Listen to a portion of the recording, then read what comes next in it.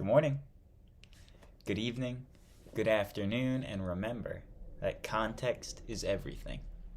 Context is Everything Media Network, John Michael Monroy, founder and CEO, reading a textbook from 2001 to build my historical context at the outset of the Context is Everything Media Network. So I'm very happy to have you along with me. We can both learn together. Today, what we're learning about is more of a review.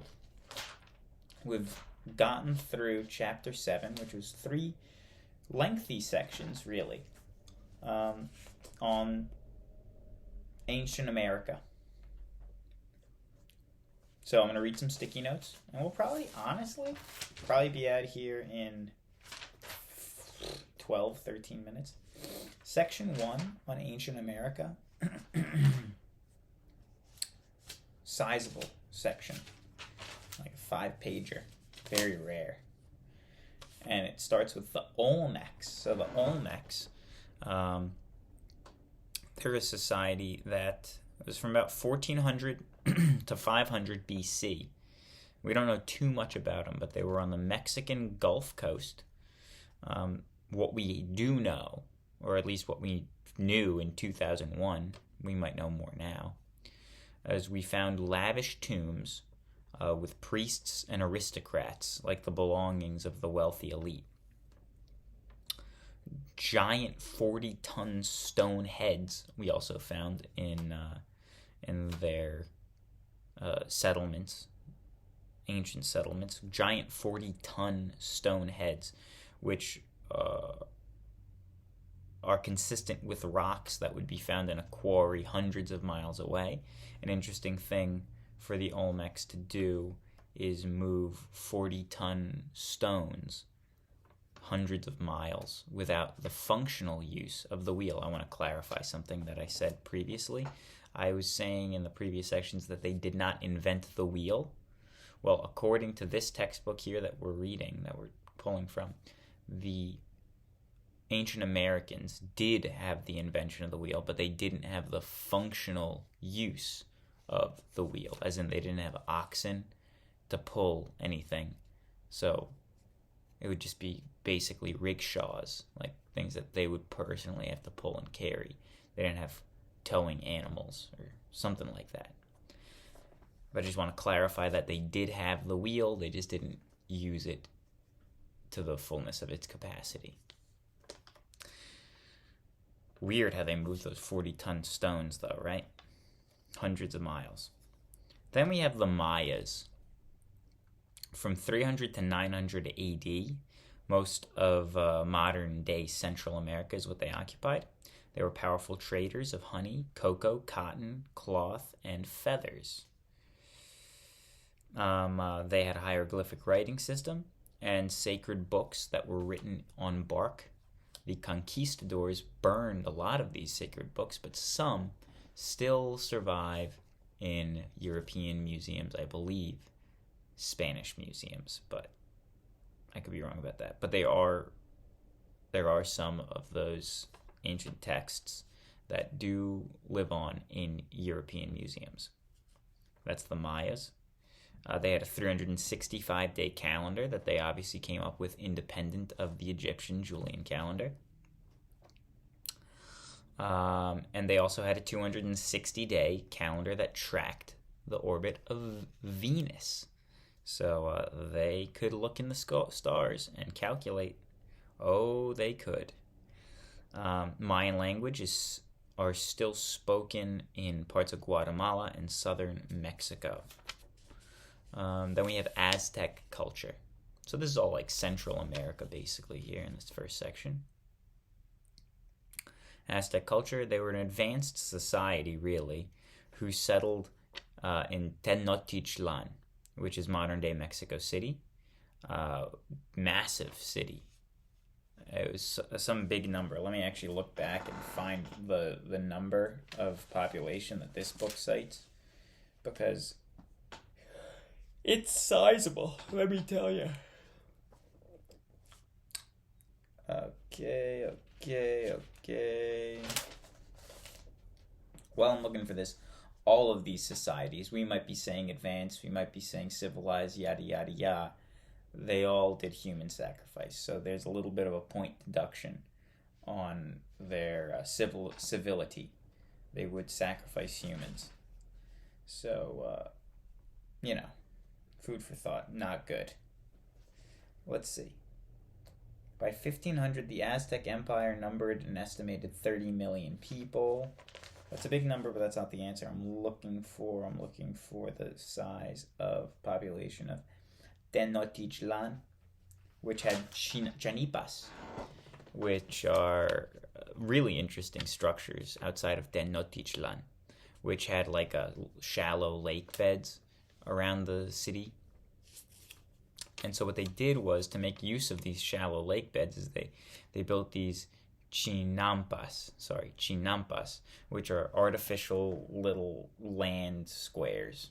What they do is they'd use reed piping, which would float because reed means hollow. Anchor it down with, I guess, rocks on string, on rope, right? Rocks on rope, anchoring down these chinampas with sod, so it could grow. You could grow corn and beans and all that on these floating, terraformed structures, and they would be like in a grid pattern, so you could do a gondola ride through them. And I'm sure that that's what they did to gather their crops and tend to their crops. Very interesting, very smart. But they also murdered human beings as a sacrifice to the gods. Not a good thing. Slaves could own land and buy their freedom. Slaves were generally like conquered people. They had written laws and schools for their nobles. And I think that's just about it on the Aztecs there. But there was I had an extra sticky note that I added later. Let me read that extra sticky note that I added later, because there was a fun fact that I realized. The Mayan, let's go back to the Maya. The Mayan Pyramids were the tallest structures in the Americas until 1903, when in New York City, the Flatiron building, which is that catty corner, it looks like a triangular prism, was built. That's the first building in the entirety of the Americas, North, Central, South, that was taller than the ancient Mayan pyramids. How bizarre is that? Section 2, the world of the Incas, my people. I'm part Colombian, half. The Incas' reign did encompass that region. Incas from about 1200 to 1233 in Peru. They were inspired by far older civilizations. So 1200 to 1533. 1200 to 1533 AD, Incas. But before them, who set the groundwork, the Chavin, who are named after one of their. All we know about them is there was a memorial site that we found excavated called Chavin de Huantar. They lived in the Andes in about 850 BC. Thank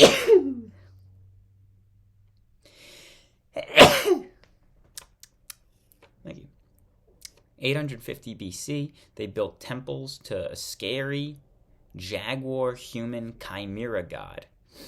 So as you can guess, this society and societies of this region, I believe they also practiced human sacrifice, but I'll verify that for you.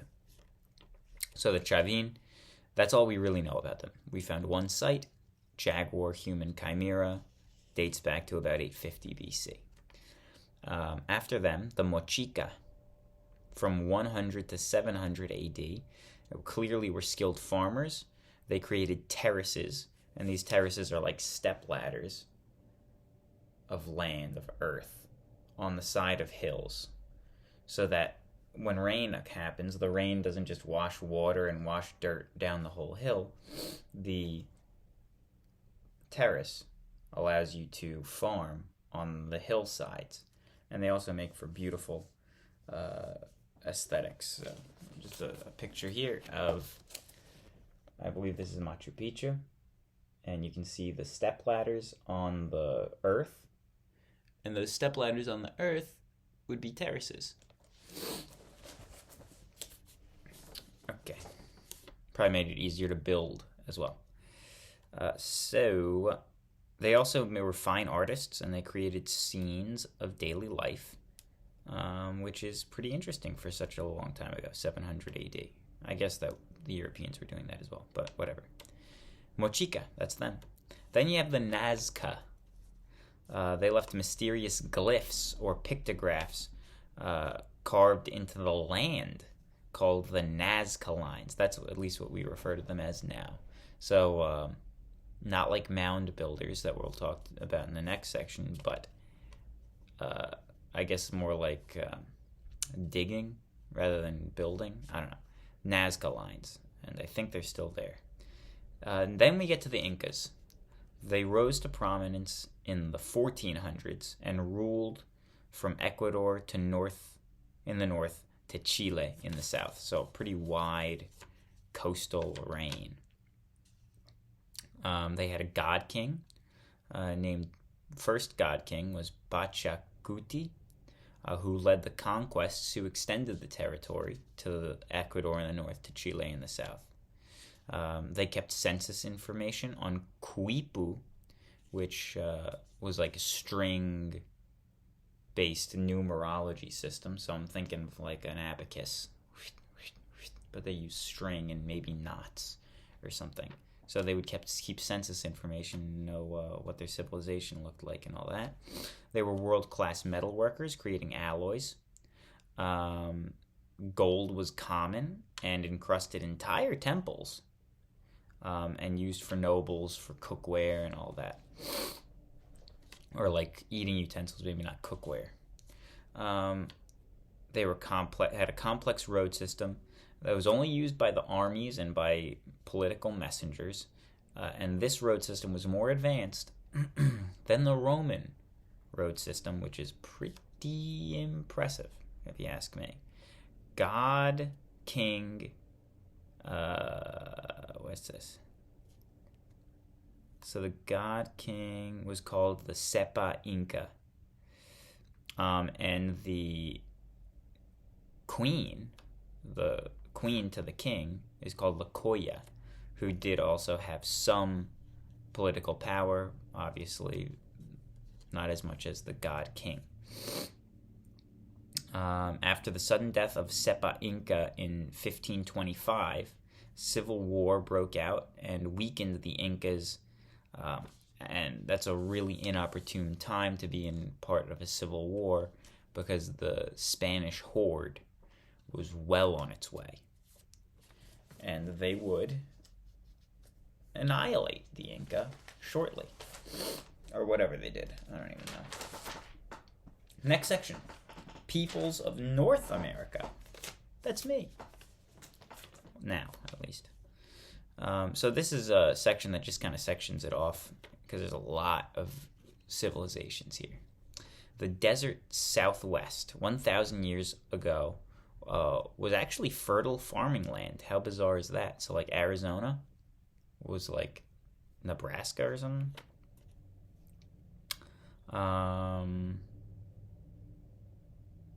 The desert farmers, well, the farmers of that former desert, current desert, former farmland, they took a lot of influence from Middle America. So you'd see similar farming, irrigation, and all that to Mayas and all that. The Anasazi were one of these major Southwest civilizations, and they had pueblos and cliff dwellings. Some buildings were 5 stories tall and housed 6,000 people. That's pretty expansive, if you ask me. In the 1200s, a drought began and forced the Anasazi out of that region, and that drought, as I understand it, turns the Southwest into a desert that it is today. How bizarre. Mound builders in 700 BC, so this is going to be in the north. Mound builders in 700 BC, the Adena and the Hopewell, left mounds in the Ohio, Mississippi valleys. The Cahokia had 60 plus mounds, so 60 or more mounds, and 40,000 people cities. So these mounds are pretty interesting. Similar to like the astronomy or astronomical orientation of like the Great Pyramid of Giza, that like on the summer solstice or something, the very tip of the pyramid, the sun like goes down right behind it. Like the mounds similarly would be like a snake with its mouth open, snake winding a half mile, and with its mouth open at the end, the mouth open towards like a twin peak valley, so the valley between two mountains. That would also have a sunset in it at some important time in the year, something like that. I'm pretty sure that that's what the mounds were, like a symbol of, like a calendar moment. But, I'm kind of paraphrasing. So that's in the Ohio and Mississippi Valley area. Moving to the Great Northwest, the potluck comes from this area. So the potluck was an interesting ceremony. This was the land of plenty. Lots of rainfall, lots of water, lots of trees. So permanent cities were built. They weren't like teepee, living, moving around, nomadic. No, they had more stable wooden homes. And the potluck would be like a sign of agreed upon power that wealthy folks had. So a potluck would be run by a wealthy person, and they'd give gifts to everyone else, and people accepting the gifts, that is them saying, yes, we agree, you are wealthy, you are powerful, thank you for the gift. If you have received the gift, you're saying, thank you, you are powerful, you are wealthy, thank you. That's all I really have on the Northwest. Beautiful part of the country. I've only been there for about a day in my life, but I would go back. Eastern Woodlands, so this is New Jersey, New York, Mississippi, Massachusetts, the Northeast. Eastern Woodlands, the real takeaway here is they created the Iroquois League. And the Iroquois League was created at the behest of a prophet, Decanawida, who urged rival Iroquois nations to stop their constant civil wars. This did occur a little late in the 1500s. The Iroquois League was an alliance of 5 nations who spoke the same language, had the same customs. It was run by men, but there was a clan mother who could name or depose members. A little late, because by the 1500s, the white devil was already here.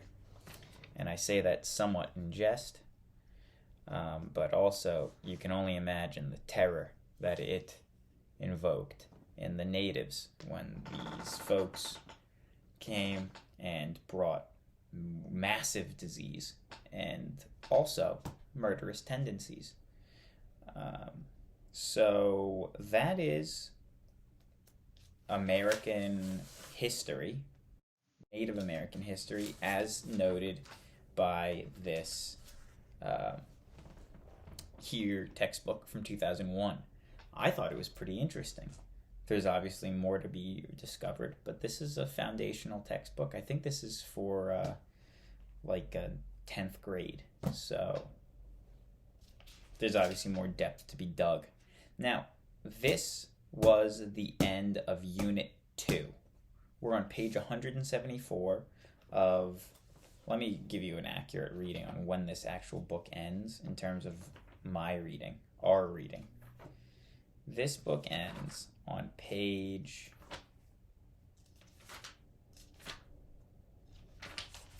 1